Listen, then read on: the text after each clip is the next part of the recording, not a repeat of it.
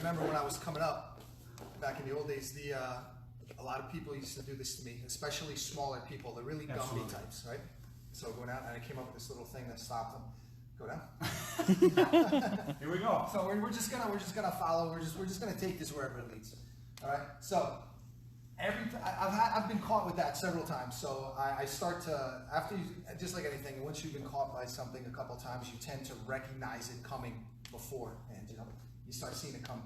So when people started doing this to me, as soon as people started getting long on my hips, right, I started recognizing that this was a thing that was going to happen. So the downside with him having both of his hands on my hips is nothing is controlling my hands, right? So as soon as, even before he got to fully extended, so as soon as like he started pushing me away, I know for him to do this, his body needs to, his pelvis needs to roll up onto his ribs, and he wants to do a backward roll.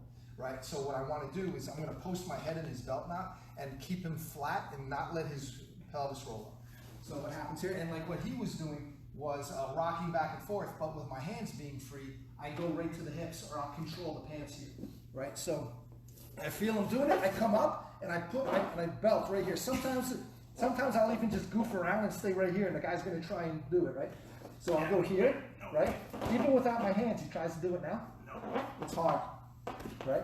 And then I come up right here. And I have to make sure, because now we're kind of very long, so I got to make sure I don't get knocked over this way. But I'm here, right? He's doing his thing. I feel him do that grip. I come up and I drive right into his abdomen right here to keep him from being able to curl, right?